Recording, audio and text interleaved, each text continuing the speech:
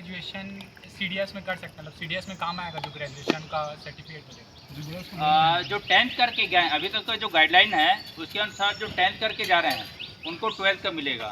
Graduation वाला भी उसमें इंक्लूडिंग नहीं हुआ है, लेकिन हो सकता है आने वाले टाइम में हो जाएगा, क्योंकि जो 12th करके जा रहे हैं ऑलरेडी 4 साल करके जाएंगे। जो 4 साल के जाएंगे तो 3 साल का तो ग्रेजुएशन का कोर्स होता है। तो इग्नो और एक यूनिवर्सिटी है उसके थ्रू हुआ है कि उनको ग्रेजुएशन का हो सकता है मिल जाएगा। Good question. और 10th में जैसे 10th जो करेंगे है ना, तो उसका उम्र कितना होगा? 17 साल के करीब। तो यदि वो फौज में यदि ज्वाइन करता है तो उसको क्या होगा? 11th और 12th का जो करने की ज़रूरत नहीं है, फौज में रहेगा तो उसको 12th का डिग्री मतलब 12th का जो सर्टिफिकेट है वो इशू हो जाएगा। तो जो कोई भी नया कोई एग्ज़ाम या कॉलेज में एडमिशन लेगा तो उसके लिए वो मान्य होगा।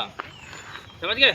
मतलब एक चीज़ अच्छा है, यदि जैसे सिंपल से बता रहा हूँ, बहुत सारे जो गांव के लोग बच्चे रहते हैं जिनके पास आर्थिक स्थिति ठीक नहीं रहता, कोई स्कूल में पढ़ने के लायक भी नहीं है, तो वो क्या करते हैं किसी स्कूल में मतलब जाके दूसरा काम करते हैं कि नहीं करते हैं। ऐसे बच्चों के लिए एक बेस्ट ऑप्शन ये है कि वो अपनी मतलब फौज में ज्वाइन होंगे, उनका पेमेंट भी मिलेगा, अपना वर्कआउट भी करेंगे और सबसे अच्छे जो हुनर सीखेंगे, प्लस 11-12 का जो डिग्री है वो भी मिल जाएगा। उससे बड़ी क्या चीज़ हो गया बताओ?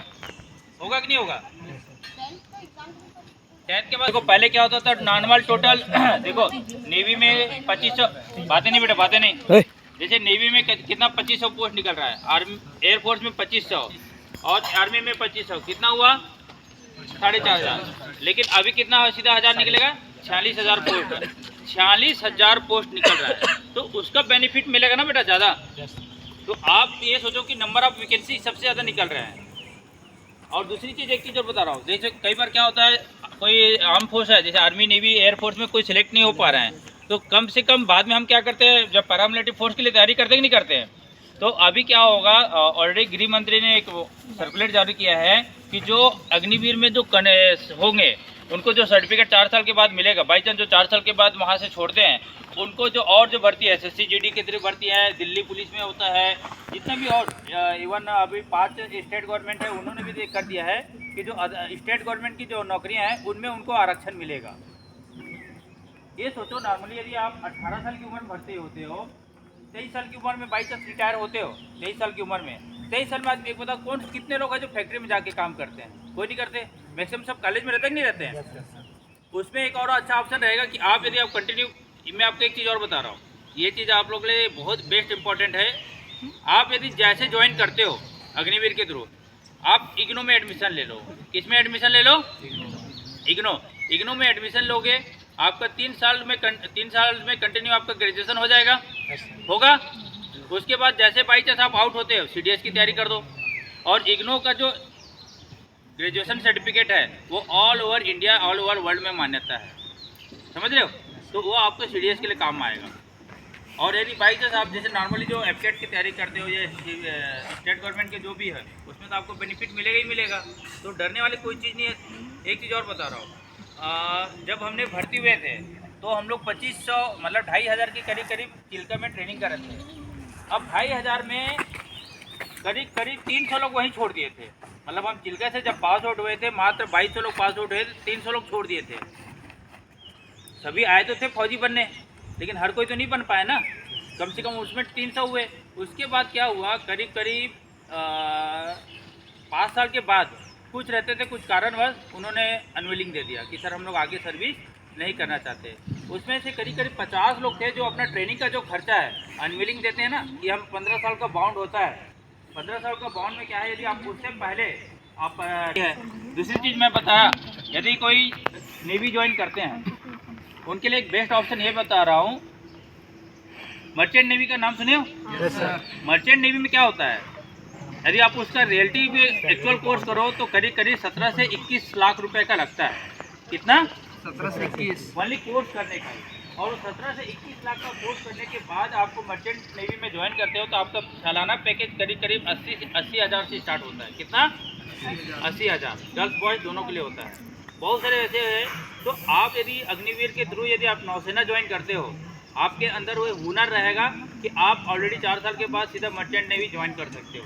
और आप यदि अग्निवीर में हो तो सबसे पहला परफॉर्मेंस आपको पहले बुलाया जाएगा कि आप आओ, क्योंकि आप तो पूरा चप्पा एक एक चीज़ जानते रहोगे नेवी के बारे में, तो बेस्ट परफॉर्मेंस है कि नहीं।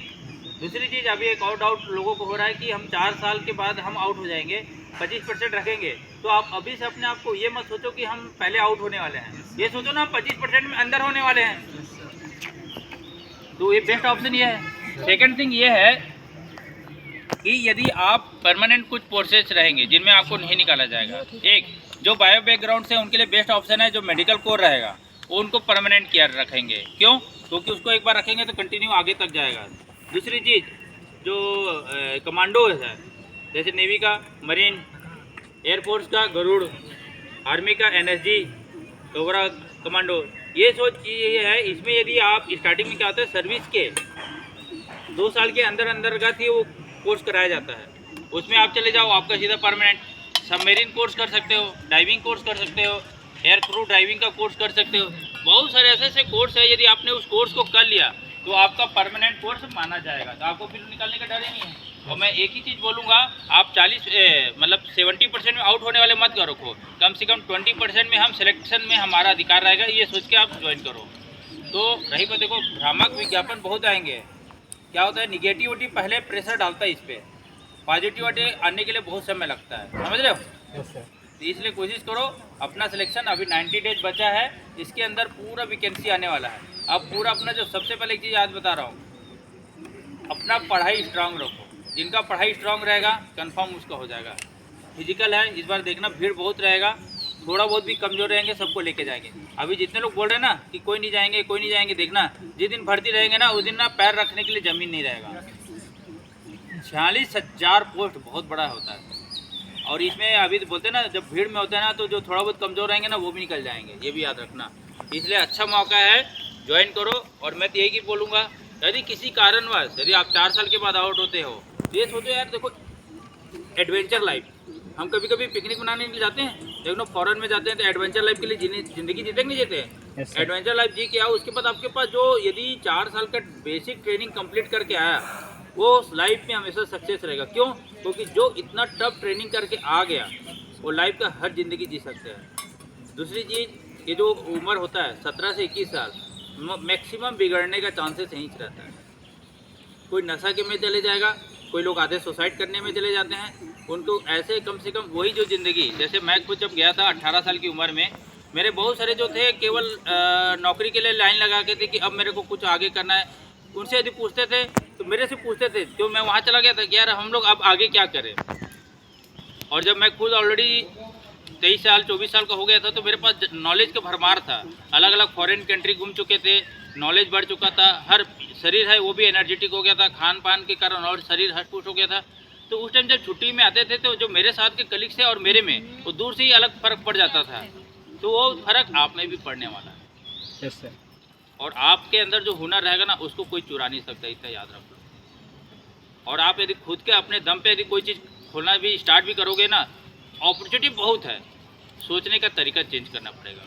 ठीक है, थैंक यू।